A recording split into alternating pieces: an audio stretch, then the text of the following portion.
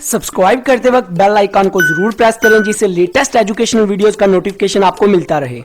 इस वीडियो में मैं आपको मर्चेंट बैंकिंग का बेसिक कॉन्सेप्ट एग्जांपल के साथ समझाऊंगा और साथ में ये भी बताऊंगा कि मर्चेंट बैंकिंग के अंदर कौन कौन सी चीज़ें इन्वॉल्व होती हैं, कौन कौन सी फैसिलिटीज़ आ जाती हैं जो मर्चेंट बैंकिंग हमें प्रोवाइड करता है। तो सबसे पहले वर्ड बैंकिंग का मतलब समझते हैं। वो सारी एक्टिविटीज़ जो बैंक हमें प्रोवाइड कर रहा होता है, जो बैंक के अंदर हो रही होती हैं, उसको हम बोलते हैं बैंकिंग।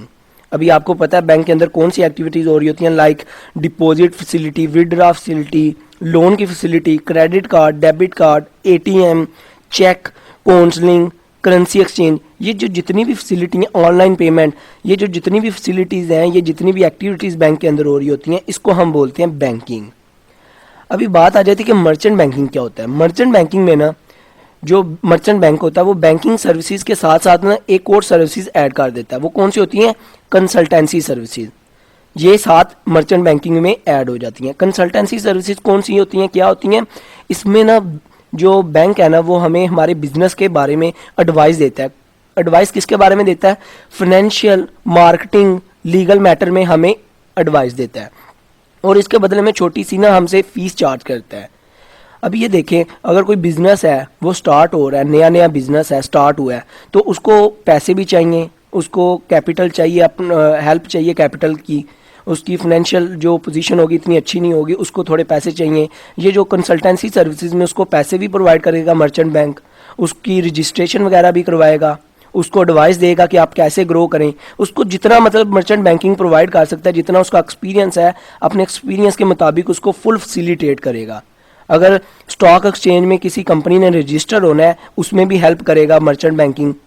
और अगर किसी बिजनेस ने एक्सपैंड होना है, अपनी नई फ्रेंचाइजीज ओपन करनी है, उसमें भी हेल्प करेगा। किसी बिजनेस के काफ़ी खसारे में जा रहा है, मतलब लॉस में जा रहा है, उसको प्रॉफिट नहीं हो रहा, बहुत लॉस में जा रहा है, तो उसको भी ग्रो करने में हेल्प करेगा, उसको पैसे प्रोवाइड करेगा, उसको कैपिटल देगा। और एज अ अंडर राइटिंग और ब्रोकिंग का काम भी करता है ये मर्चेंट बैंकिंग। और छोटा सा कमीशन लेगा आपसे और आपके जो शेयर्स हैं मार्केट में वो इशू कर देगा, मतलब आपके जो एज अ एजेंट काम करेगा। आपके जो शेयर्स हैं, जो बॉन्ड है, वो मार्केट में बिकवा देगा लोगों को। अगर कुछ रह जाएंगे तो वो खुद ही खरीद लेगा, छोटे सा कमीशन लेगा, फीस चार्ज करेगा। तो ये मर्चेंट बैंकिंग ये सारे काम करता है। दोबारा से रिपीट कर रहा हूँ, बैंकिंग सर्विसेज के साथ कंसल्टेंसी सर्विसेज प्रोवाइड करता है, जिसमें हमारे बिजनेस को स्टार्ट करने में हेल्प करता है। अगर हमें कैपिटल चाहिए उसमें हेल्प करता है, अगर हम बिजनेस को एक्सपेंड करना चाहते हैं उसमें हेल्प करता है, अगर स्टॉक एक्सचेंज में बिजनेस को रजिस्टर करवाना चाहते हैं उसमें भी हेल्प करता है। Marketing, legal matter, financial matter में सारी चीज़ों में ये हमें एडवाइस देता है, हेल्प करता है और बदले में एक छोटी सी फीस चार्ज करता है। इसको हम बोलते हैं मर्चेंट बैंकिंग। इसको ना मर्चेंट बैंकिंग को हम फाइनेंशियल इंजीनियर भी बोलते हैं बिजनेस के लिए, क्योंकि ये एज अ इंजीनियर काम कर रहा होता है बिजनेस की फाइनेंशियल पोजीशन के लिए। और आई होप आपको इसका कंसेप्ट समझ आ गया होगा। वीडियो अच्छी लगी हो तो सब्सक्राइब और लाइक करना मत भूलिएगा। अपना बहुत ख्याल रखिएगा, दुआओं में याद रखिएगा। Good bye.